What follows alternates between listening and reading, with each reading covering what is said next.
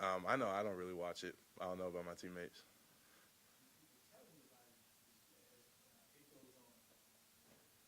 I haven't really been told about it, no. Brandon, the roles are kind of reversed this year compared to last year. Last year, Baylor was ranked high, and y'all defeated them when no one really gave you a chance. So Hmm. it's kind of, you know, Baylor's not as good as they were last year. You guys are right behind. Do y'all talk about that, kind of having to get on your back a little bit more? I mean, yeah, we know that Baylor probably wants to do to us what we did to them last year. But like I said, we're just trying to kind of blend all that noise out, stay focused just on going 1-0 that week, preparing like we always do, and just winning that game. Anything else for Brandon? Okay, thank you. Thank you. Look, Dominic Williams next.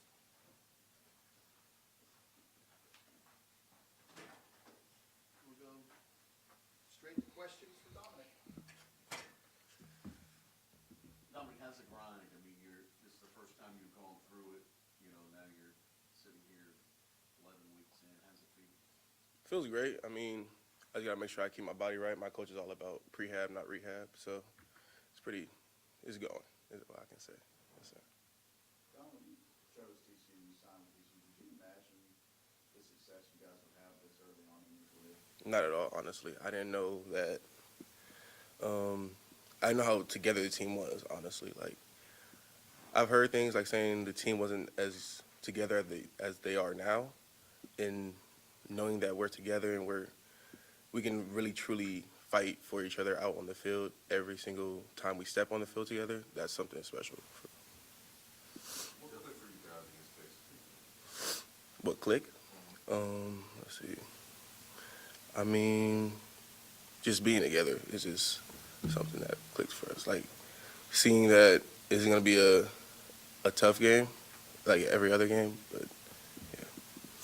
Dylan Horton's putting together a really good season now on the edge for you guys. What have you seen from him this year, and how does he maybe make your life a little bit easier on the field? I mean, he's gonna go hard every single play, every practice. He's going hard. Every little thing, he's gonna make sure that we're right. He makes my life easier by if I'm wrong, he corrects me every single time. So. Yes, sir.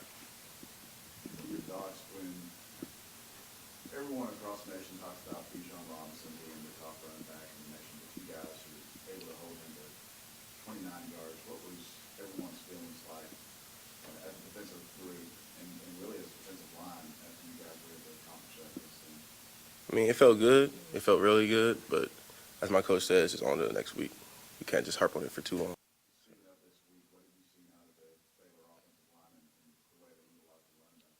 I mean, they're very strong. They're very physical. But like, it's on to the next week. We're just gonna focus on what we gotta focus on, and make sure we do our jobs and our assignments. Clearly you see Kendra in practice all the time. Having gone against other Big 12 running backs, how do you kind of compare what you see from him on a daily basis to what you've seen from running backs in the Big 12 so far? It's very good going against Kendra because he's gonna get us right. Like going against someone that's very good during practice and then going out on Saturday night or Saturday evening. There's a difference, but going against that better guy in practice is gonna make the game a little bit easier for us. I'm assuming you would say you probably haven't faced a guy as good as him. No, not yet. You guys played pretty well against the run at some distance. Is there any specific key to carrying that momentum to Baylor, who also likes to run? Just make sure we do our assignments, our techniques. Anything else for Dominic? Okay, thank you. Appreciate it. Okay, we have Shadrack Banks next. And we'll go straight to questions for Shad. I guess you've really grown as a linebacker this year. I feel like my technique got a lot better than last year. Last year I was just kind of out there playing, just really just playing football. Now I feel like I'm a solid linebacker and I'm a much better player now. You have special feelings, special memories from this game last year? Yeah, kind of like it was my first game playing. I'm always ready for the challenge.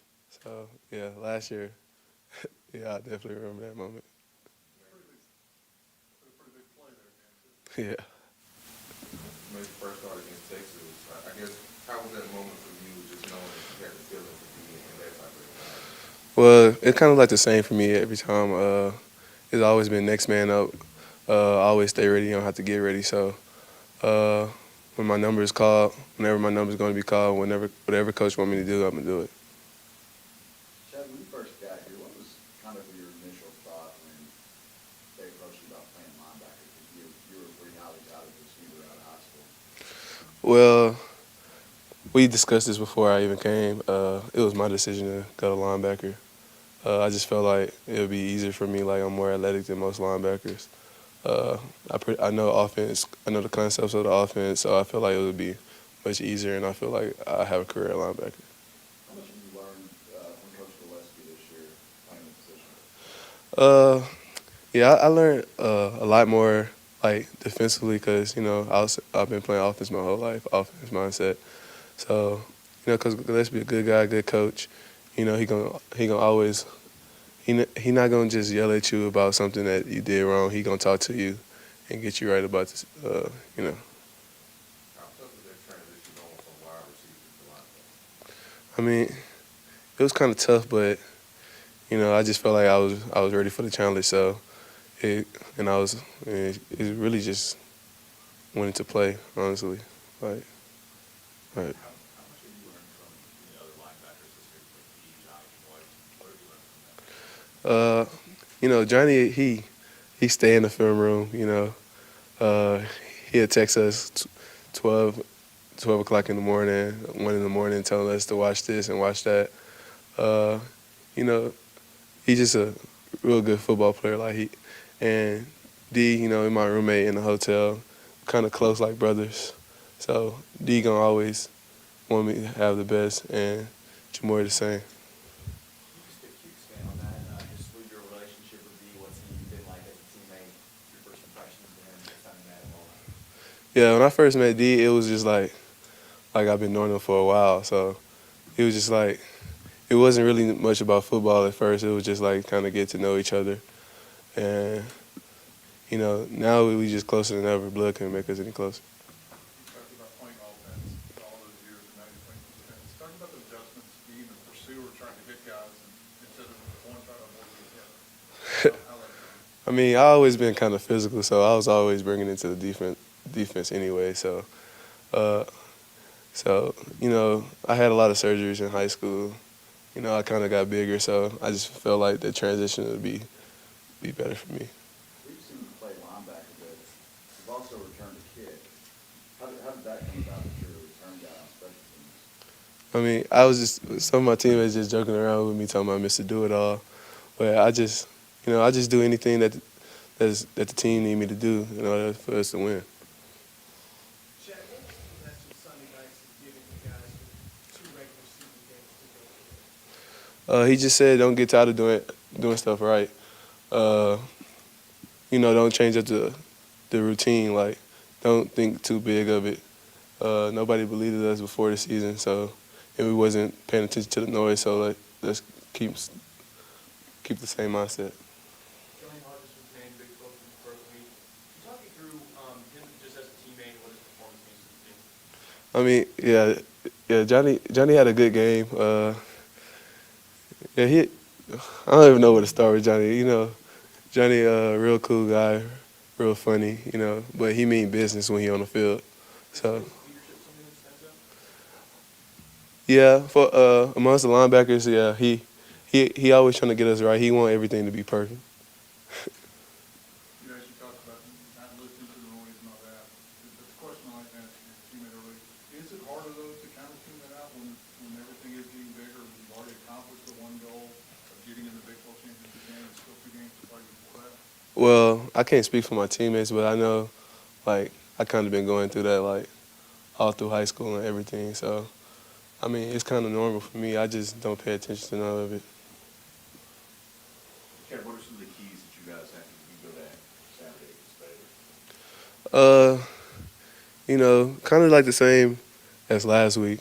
I mean, I think we finally put a full 4 quarters together, but it was still a lot of mistakes. So I just feel like communication, emptying the tank, playing fast, getting to the ball, it would be all right. A few weeks ago, people were kind of knocking the defense a little bit. The playoff committee was saying inconsistent. How good did it feel to go down to Texas and hold a team like Texas with under 200 yards and really just put up a huge defensive effort like you guys did? I mean, it was real good, man. Everybody was playing physical. Everybody was doing their job. Everybody running to the ball, and that was the result of it. Chad, do you feel like Baylor's a rivalry for you guys this game this week coming up? I mean, I feel like they're a rivalry for like the school and the students, but for us, like we just treat every game the same. Anything else for Shad? Thank you. We'll have Coach Dykes next.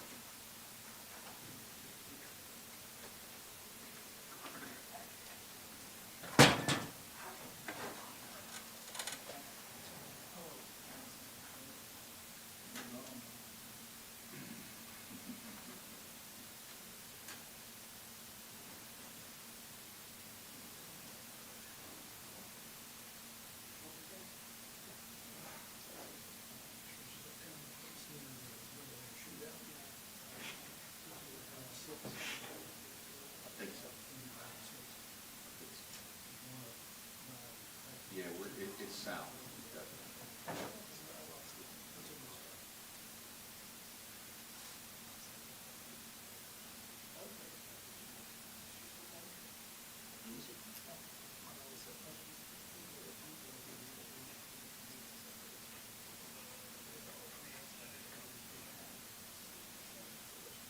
Oh, no. I saw one yesterday.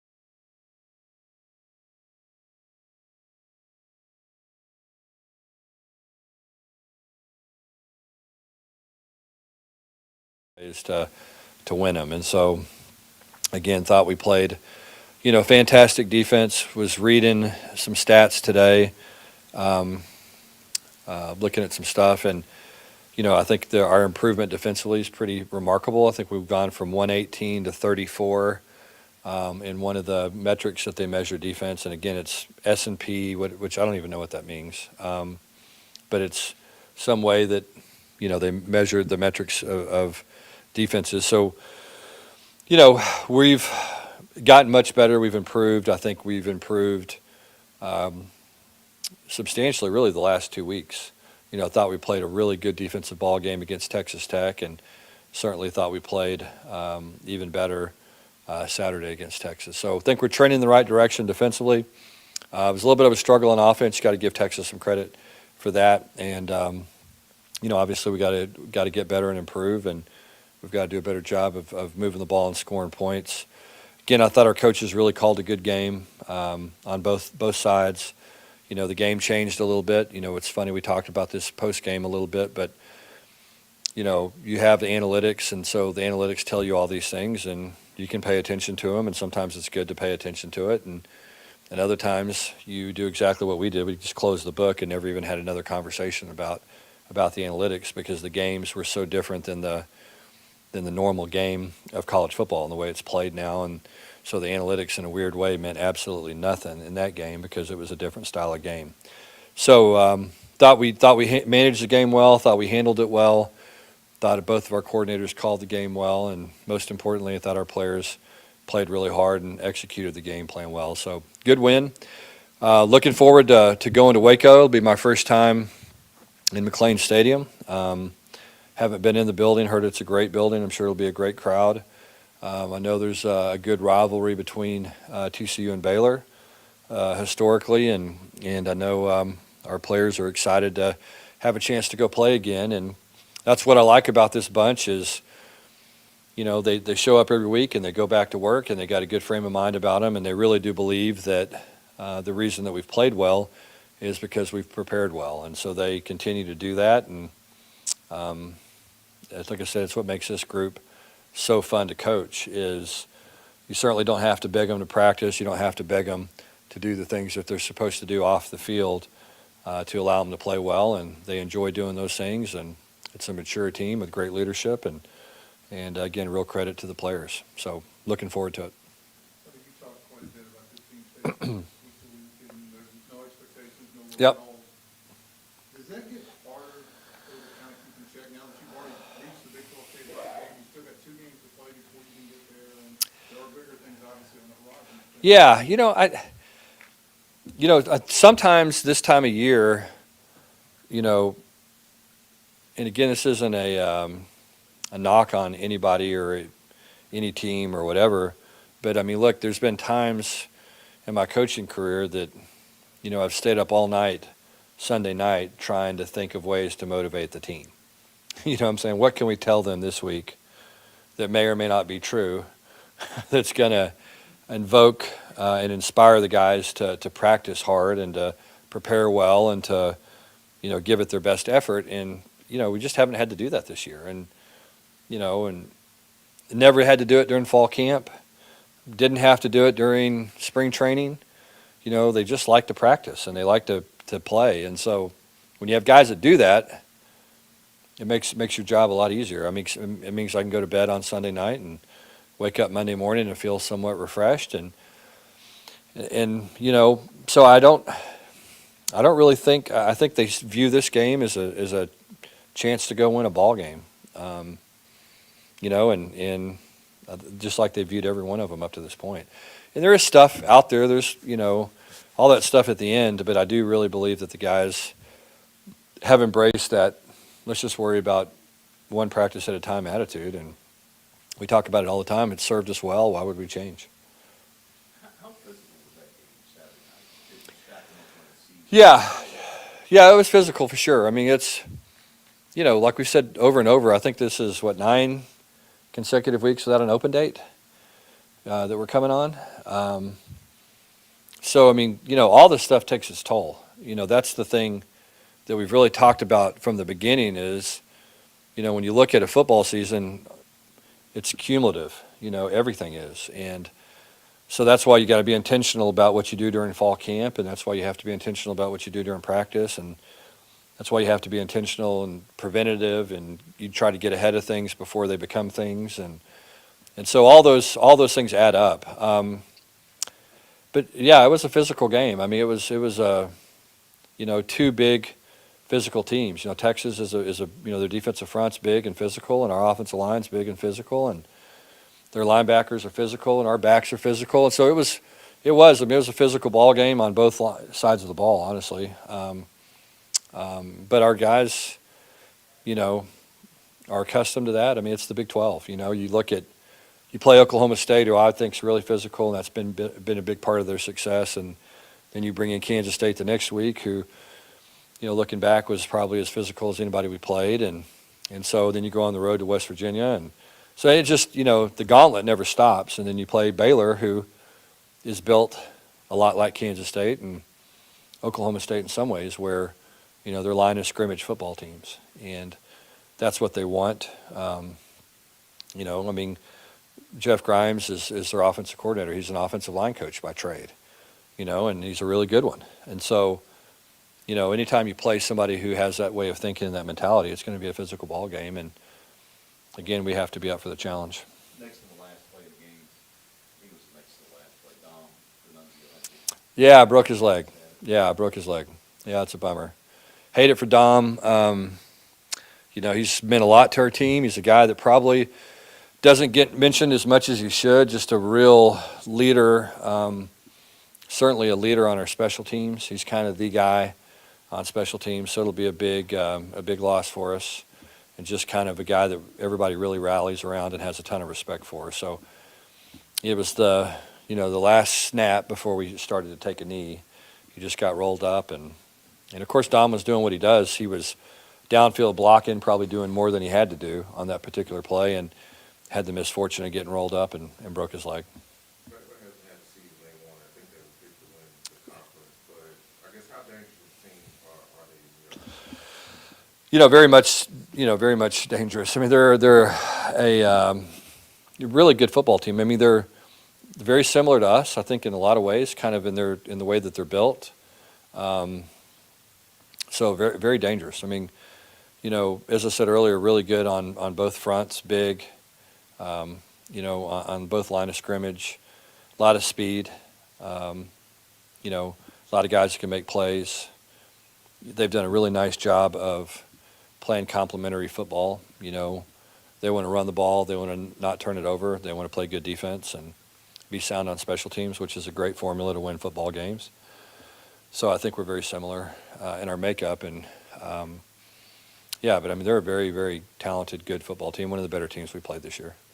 What did you see on the film from the K-State game that just won? Sometimes games just go a little sideways. It's one of those deals. K-State just kind of made a couple plays early. Quarterback came in and it was hot.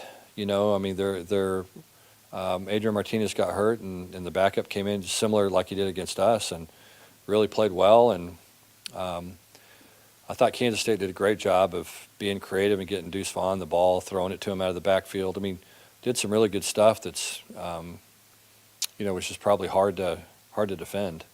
And they, just kind of got on a roll, and that happens sometimes where it just gets away from you. How do you want the community to judge your resume? Because you got 5 previous ranked teams, but Kansas, Oklahoma, they're no longer ranked. Texas are no longer ranked now. So how should they view your opinion? I don't know. It's a good question. I mean, I don't know. I think what happens in these leagues is everybody starts beating everybody. And I think before it's all said and done, a lot of the teams that, were ranked or whatever aren't ranked because, again, if you play in a good league, it's going to be competitive and you're going to take some losses along the way. I think the thing with us, it's like anything else. I mean, you just got to figure out how to win. If you can win, I truly believe the rest of the stuff takes care of itself. And then, if you lose a game, then all of a sudden now there's all this conversation about all these different things. And you want to try to avoid that, if you can, because, I wasn't around for it, but I think it was 2014. that deal didn't go particularly well for TCU. You know, they were, I think, third and then won by 52 points and ended up sixth. So, you know, you just got to do everything you can to make sure something like that doesn't happen to you again. And I think if you win your games, then I think it puts you in a good spot. How's recruiting been for you from the standpoint of that college game day there last week, and you have the Fox folks come here, you have the Carter boys on Yeah. ESPN, and you're winning? It's good. Yeah, it's improving. You know, I think that, I think in a weird sort of way, recruiting is, sometimes recruiting is a little bit like season ticket sales. You know what I mean?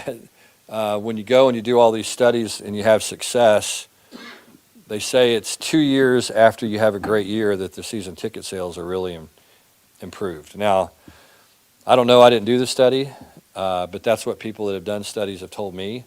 And I think it's a little bit that way in recruiting. I think that what you're trying to do is always establish credibility. And I think that we're still fighting for that. I mean, the teams that are at the top of the recruiting rankings normally are the teams that are the top of the college football rankings. I mean, it's just kind of those two things kind of go hand in hand normally. And most of those teams have been there for a very long time, or they're very big brands. And so you've got to, the goal is to become a big brand, which is nice, but more importantly, you want to become a good program and a consistent program. And there's a difference.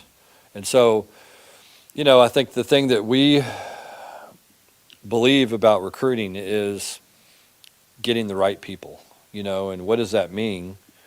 There's a long list of what that means. And then we believe that we can develop players.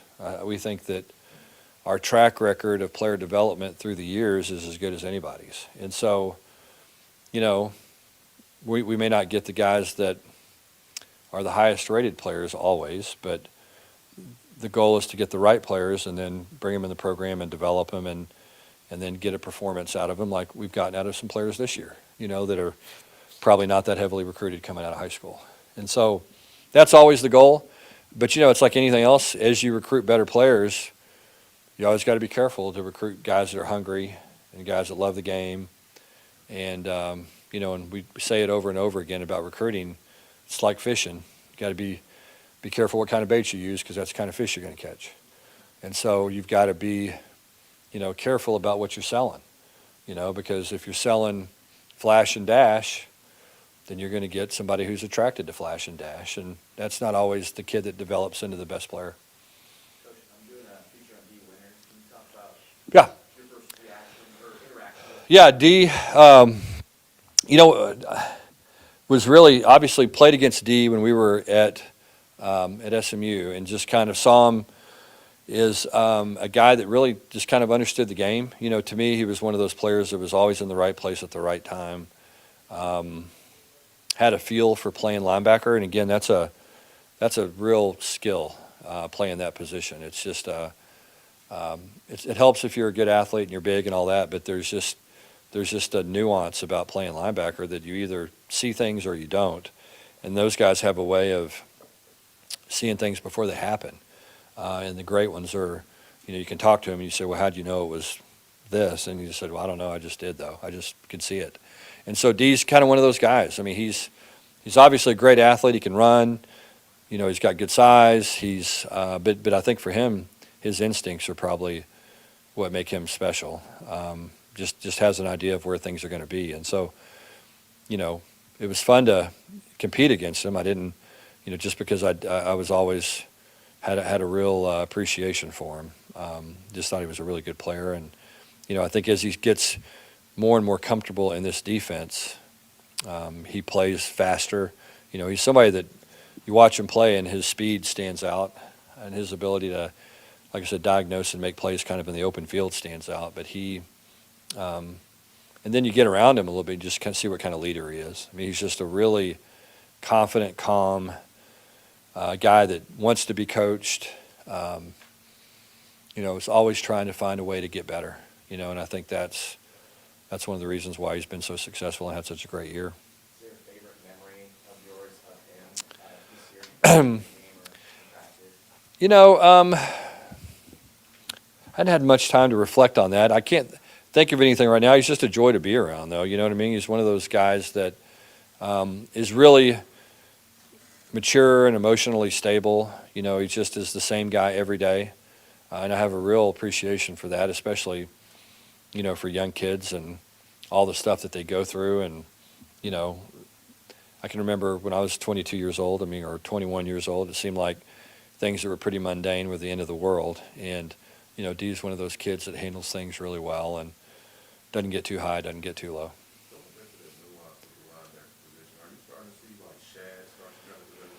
Yeah, I think Shad's, for sure. I mean, I think the thing that's, you know, I mean, if you watch the second play of the game against the Texas game last year, you know, they had the big tight end that came to block him, and, you know, Shad got after him pretty good physically, you know, hammered him pretty good. And you know, Shad is a big, strong guy that can really run. And what he has is all the physical traits of guys that are really good at that position, you know, and kind of unique. You know, he's 250, and, I mean, he consistently runs over 20 miles an hour in practice. You know what I mean? And there's just not many guys that do that at his size. But he is starting to learn how to play the position, you know, and you have to be incredibly disciplined to be a linebacker. And then, you know, it's like the rule of 10,000. You know, you almost get 10,000 reps, and then all of a sudden you go from being disciplined to somehow understanding, you know, what's coming before it's coming, you know. And I don't know that he's there yet, but he has started to develop that discipline to play in that position where his eyes are in the right place.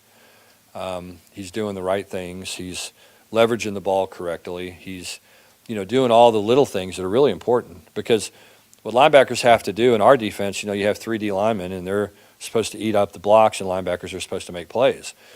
If you don't make plays, you're supposed to get him to the next linebacker to make a play. And so much of that is all these little things, keeping your shoulders square and leveraging the ball correctly. And what I mean by that is taking a block on with the correct shoulder, forcing the ball back to somebody else, and all these little things that you know, don't seem like much, but are really make you a good linebacker and make you have a good defense. And that, to me, is what I'm starting to see from the entire group is, you know, guys were taking on blocks early in the year, and they were being really physical doing it, but they might take it on with the wrong shoulder. And these guys are now starting to understand, okay, look, here's why it's so important that I do this, and you know, I'm going to do everything I can to do this the right way, because I know I might not make the tackle, but my teammate's going to be in position to make the tackle if I play this the right way. And Shad's starting to do those things, and now when you do that, your physical ability, you know, starts to stand out. And he played a great first half. He really did, and he just gets a bigger and bigger role every week for us. So you mentioned earlier, obviously, having pulse on your games with them, but it seems to be a pattern throughout the Big 12 this year. Yeah. Yep. And you said that you didn't know what kind of was expecting the Big 12. What is that showing you that you see? Yeah, you know, yeah, I mean, honestly, I had no idea what the league, you know, how it was going to play out. You know, you went back and you watched tape last year, and, you know, and you saw teams that you thought, okay, this team's really well coached and this team does things the right way. And then you say, okay, well, but they also lost these players, and who's going to take this spot? And you know how it is. Sometimes some teams lose a really good player, and then the backup ends up being as good or better. So it's just hard to predict that stuff, and I get why it's hard to pick, you know, conference champions. And just because, you know, football is just such a different sport. There's so many moving parts. And there's so many things that have to go right for you to have a really good team. But I'll say this, the league is very competitive. You know, we were talking about, I was having a conversation with somebody this past weekend, and we were talking about coaches in the league. And I mean, I think this league has really, really good football coaches. You know what I mean? And I'm talking guys that are, have been successful at programs that are hard to be successful at. And, you know, guys that have been successful in small college and worked their way up and got to a better job and won there. And then, you know, and here they are in the Big 12, and they're just good coaches. And they know what they're doing, and they know how to work, and they know how to recruit, and know how to hire a coaching staff, they know how to recruit to their system, and just all the stuff that makes teams hard to beat.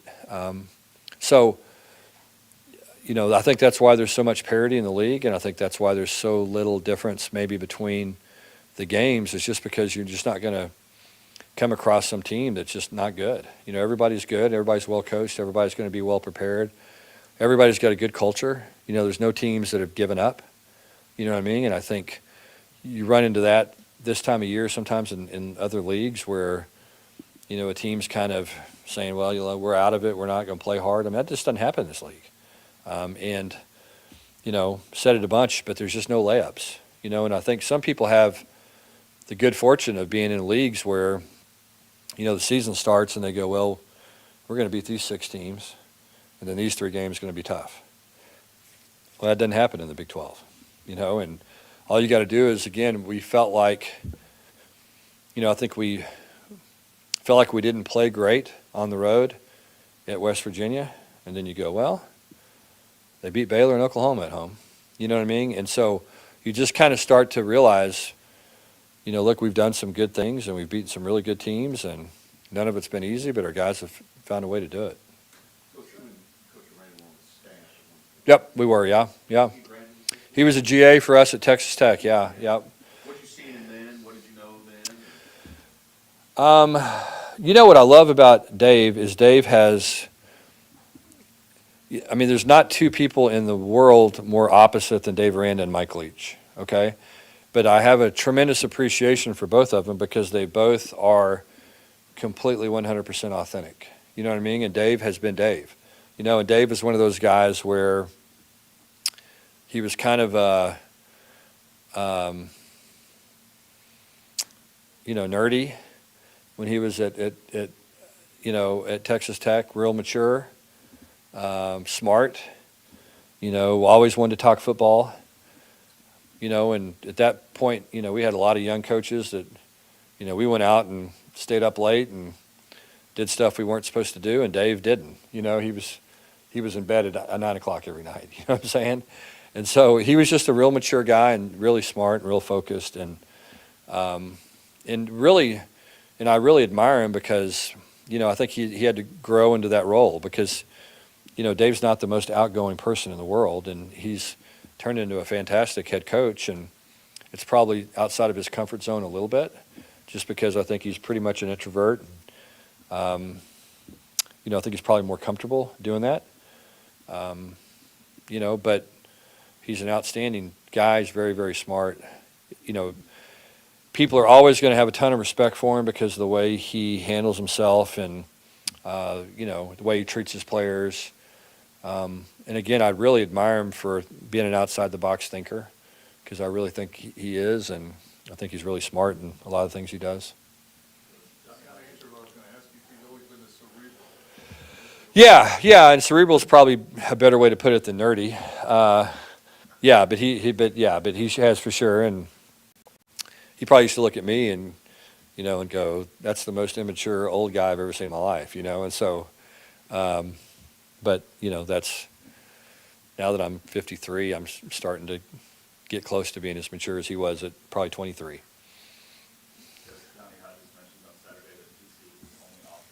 Yep. Well, we had the good fortune of playing against him. I think that was the thing that we saw. That Navy team had 2 really good linebackers, and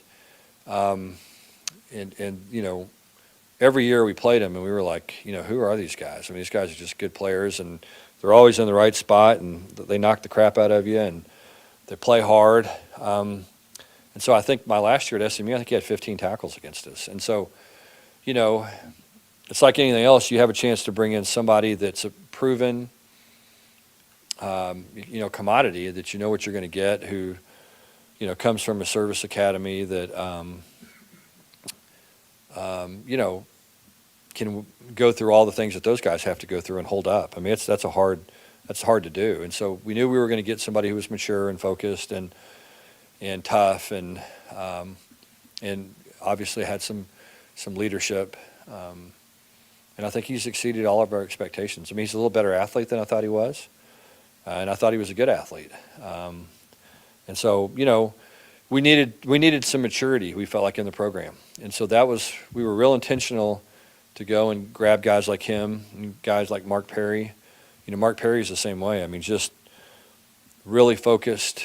And when those guys came on their visits, I mean, they asked questions that you're supposed to ask. They didn't ask, where's 6th Street? Or they didn't say, stuff like that. They said, they asked the questions that guys that are serious about being good football players asked. You know what I mean? And I think we needed that. We felt like we needed that, and a bunch of those guys have provided that to us. And so that's why, some of those transfers I think were, and it created competition and all the stuff you want, but it also, made us a little bit more mature, and which I think was good. Always hard to take a transfer from an academy, like you think twice about it, oh man, I don't want to steal this guy, 'cause he might need him. Yeah, I mean, I know this, if we went to war, I'd want him fighting for us, that's for sure. We just got to do everything we can to not go to war. Journey's gone on and there's been more publicity and more things on your time. Yep. How would you manage that, and at the same time, what's your message been to the kids and the coaches and other people talking more? Yeah, it's kind of been really from day one is, we came back as we got started, we had a meeting, the first meeting, like everybody does. And we just said, hey, look, I don't have any idea. If I stood up here and told you this is what I think we can do, I'd be lying to you. I don't have any idea. And so I know this, we were picked 7th in the league. So obviously people think we're not going to be very good. But, those people don't know us. Let's don't pay any attention to them. And so that's been the message as we started to kind of win some games. It's kind of the same thing. I mean, you're going to get the same people now that are telling you how good you are. And the truth is probably somewhere in the middle, quite frankly. You know what I mean? And so for us, it's always been, look, man, let's do the best we can. Let's play hard for each other. And then when it's all said and done, let's add them up and figure it out at the end. And again, I think you say that most years, it's hard to do. I mean, typically you're around teams and they start talking about bowl games and they start talking about rankings and they start talking about, if this happens, then that happens. And if this guy wins, then that guy wins, then this, I have never heard that said one time. Game, never heard him talk about the conference championship. Never heard him talk about rankings. I mean, it's just, I think our guys really like to play football. And so I think all the other stuff, they just see it as a byproduct of football, and I think that's what's made this team really fun to be a part of and be around. And it's, and as you get older, you start to learn, how quickly these things can happen or how hard it is really to get on the map and how quickly you can get off the map. And so as a coach, you kind of know that, and, you just try to, do the best you can and win a game. And then, like I said, at the end of the year, you just look up and see where you are and hope that it's where you want to be. Anything else for Coach? Coach, Garrett Riley just came to a World Award. Yep. I'm just wondering, what does he mean to the team, and how does coaching influence? Yeah. Kind of goes back to what we talked about earlier. I mean, look, Garrett's one of those kind of uniquely mature young people. I mean, he's 33 years old. Smart. Got a really bright future. I think the great thing that I appreciate about Garrett, and it's hard to find people in this day and age that are this way, Garrett probably blocks out distractions as well as anybody, that I've been around. I think he just, he doesn't care.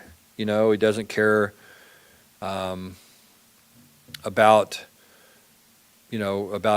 getting recognized or any of that kind of thing, or he's not in a big hurry to go be a head coach. I mean, he's all the stuff that you want a good assistant to be. I mean, he's just very conscientious. He works very hard. He's a team first guy.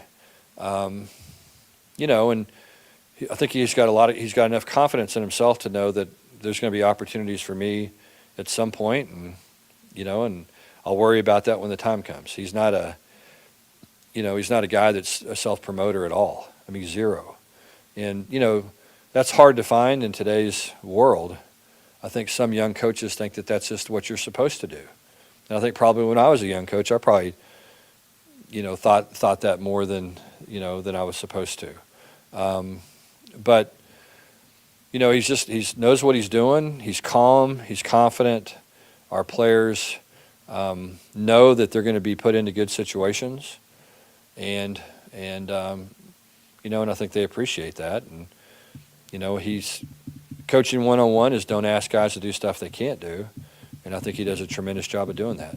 And it's like everybody else, we're still learning and we're still figuring things out, and we're still, he's going to keep learning until the last game that we play this season. And he's one of those guys who doesn't think he has it all figured out. So really, really good young coach, got a real bright future. And like I said, I'm glad he's coaching for us because, he did a tremendous job again on Saturday night of, what happens sometimes you go, well, look, we're the number 4 offense in the country and we're supposed to score 42 points and we're going to drop back and throw it every down. And, by gosh, we only have 3 points at halftime, so we got to score 39 in the second half. He didn't think that way at all. He just thought, okay, what do we have to do to win the game? And, let's run the ball. Let's don't turn it over. Let's keep putting our guys in good position. Our defense is playing great. And let's play complementary football and figure out how to win. And again, that's a real credit to his maturity. Okay, thank y'all. Okay, appreciate you. Sunny Day's the only coach I've ever heard bring up Bernstein Bears. I'm not surprised. Yeah. He's